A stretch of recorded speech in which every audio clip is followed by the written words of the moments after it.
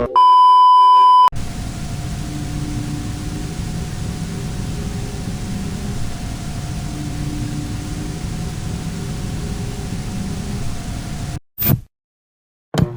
was about 4 hours into a 6-hour drive when I realized I needed to stop. Not just for gas, but because I was falling asleep at the wheel. My eyes kept drifting shut for half a second at a time. That thing where you blink and suddenly you're 50 feet further down the road than you thought you were. I turned up the music and rolled down the window, but the cold air only helped for a few minutes. I needed caffeine. The highway was empty. I hadn't seen another car in at least 20 minutes. When I saw the glow of a gas station sign up ahead, I felt relieved. It was one of those old independent places, not a chain. The kind that looks like it hasn't been updated since the 80s. A single building with 2 pumps out front and a hand-painted sign that said, "Last stop for 70 miles." I pulled in and parked at the pump. The lot was empty except for a beat-up truck parked around the side of the building. I figured it belonged to whoever was working the night shift. I got out, stretched my legs, and filled my tank. I paid at the pump and headed inside. I should have just gotten back in my car and left.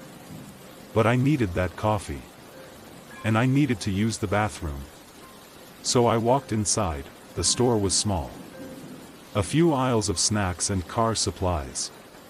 A coffee station in the back corner with those glass pots that had probably been sitting on the burner for hours. A cooler full of sodas and energy drinks along the back wall. The lights were that harsh fluorescent kind that made everything look slightly off. The attendant was behind the counter. He was maybe 50, with thinning gray hair and a face that looked like it hadn't slept in days. He had the TV on, some late-night infomercial with the sound turned low. He looked up when I walked in and something in his expression changed. Just for a second. Like he was surprised to see me. Or worried. "Evening," he said. "Hey." Just grabbing a coffee, I walked to the back and poured myself a cup. It was burnt and bitter, but I didn't care. I just needed the caffeine to get me through the next 2 hours. I grabbed a candy bar too and brought everything to the counter. The attendant rang me up slowly. He kept glancing past me toward the windows.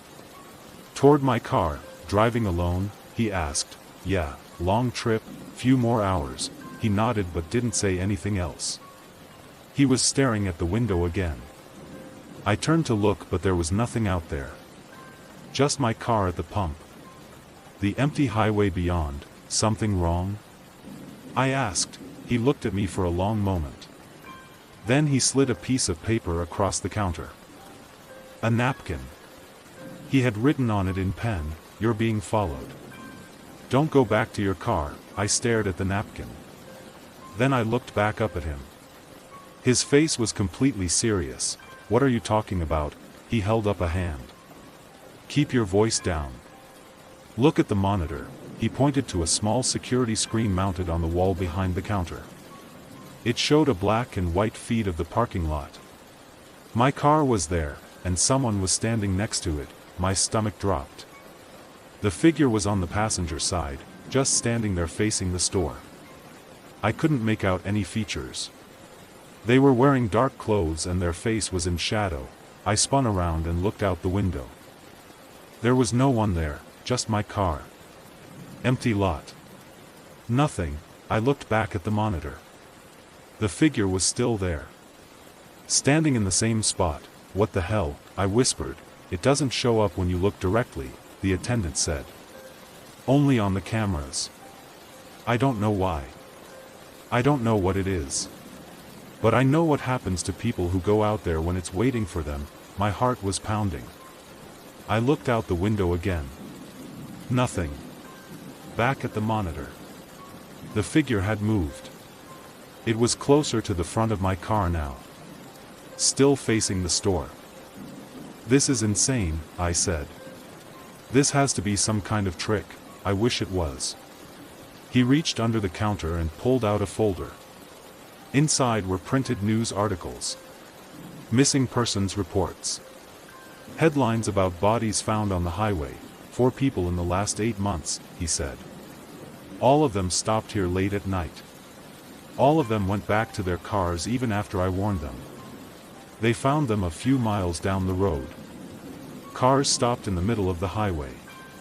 Engines still running. Drivers still in their seats. Eyes open. No marks on them. Coroner said their hearts just stopped. I felt dizzy. This couldn't be real. I looked at the articles. The photos of the victims. A young woman. A middle-aged man. A couple in their 30s. Real people. Real deaths. Why haven't the police done anything? I asked. Done what? There's nothing to investigate. No signs of foul play. No witnesses. Just people dying on a lonely stretch of highway. Happens all the time. They chalk it up to fatigue or medical emergencies. I looked at the monitor again. The figure was even closer now. Standing right in front of my car. How long does it stay? I asked. Until sunrise usually. Sometimes longer. But if you stay inside, you're safe. It can't come in here. Why not? He shrugged. I don't know. I stopped asking questions like that months ago. I just know the rules. Stay inside when it's dark. Don't go out to the lot. Wait for daylight. I wanted to argue. I wanted to tell him he was crazy. But I couldn't explain the figure on the monitor. I couldn't explain why it wasn't there when I looked with my own eyes. Okay, I said. I'll wait. He looked relieved. Good. Smart. You can sit in the back if you want. There's a couch. I've got some magazines. It's only about 4 hours until sunrise. He walked to the front door and locked it. The click of the deadbolt was loud in the quiet store. Just in case, he said. Sometimes people panic and try to run. This way you won't do anything stupid. Something about the way he said it made me uncomfortable. But I told myself he was just being cautious. He was trying to help. I sat down on a stool near the counter. The attendant went back to watching his infomercial. Every few minutes I would look at the monitor. The figure was always there. Sometimes in a different position. Sometimes closer to the building. But always there. After about an hour, I asked if I could use the bathroom. He pointed to a door near the back of the store. Right through there. I got up and walked toward it. As I passed the counter, I glanced at the security monitor again. Something was different. It took me a second to realize what it was. The timestamp. The footage showed 11:47 p.m. But it was after 3 a.m. now. I had checked my phone when I first came inside. It was definitely past 2. I stopped walking. I looked at the monitor more carefully. The footage wasn't live. It was a loop. The same few minutes playing over and over. My blood went cold. I looked out the window at my car. Really looked this time. There was no one out there. There had never been anyone out there. I kept my voice calm. Hey, what time does that camera say? He didn't answer for a second. When I turned around, he was standing right behind me. You should use the bathroom, he said. His voice was different now. Flatter. You've been holding it for a while. The timestamp is wrong, I said. The footage is old. His expression didn't change. He just stared at me with those tired eyes. You saw the articles, he said. You saw what happens to people on this highway. Those could be from anywhere. Anyone could print those out. He took a step toward me. I took a step back. You should stay, he said. It's not safe out there. I looked at the door. Locked.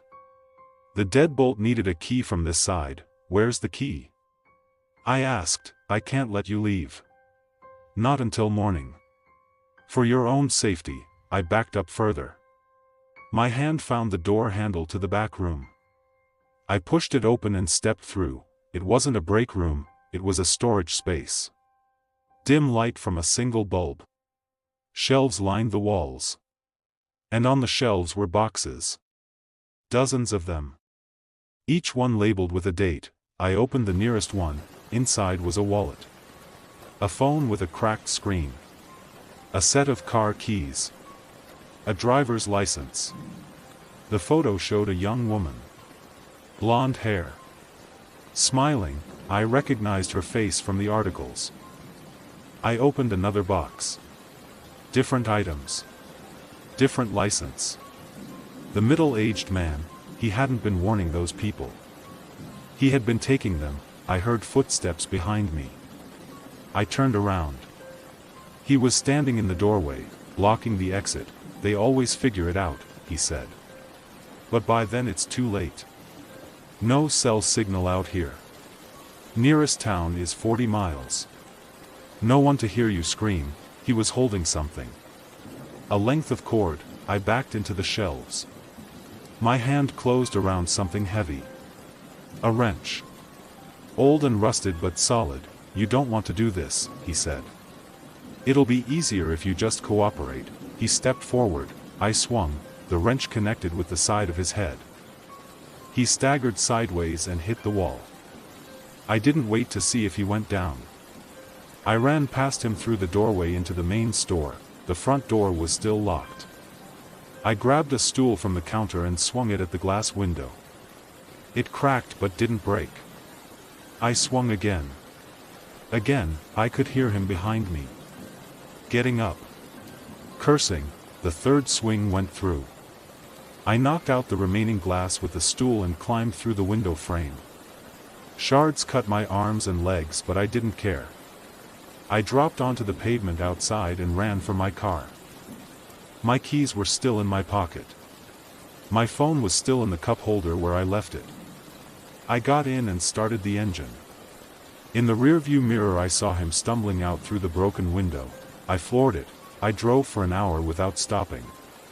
When I finally pulled over at a rest stop, my hands were shaking so badly I could barely hold my phone. I'm sitting in my car now.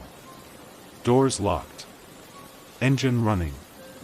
I called 911. They're sending someone to the gas station.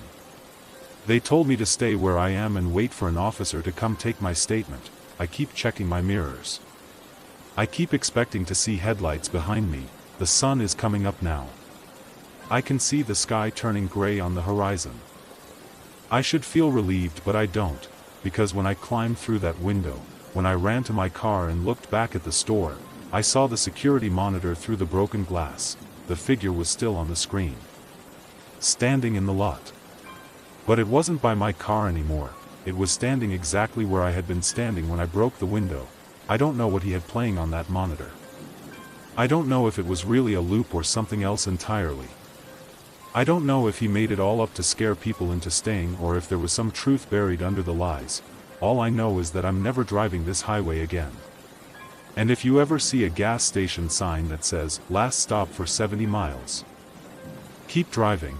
Whatever's waiting there, you don't want to find out.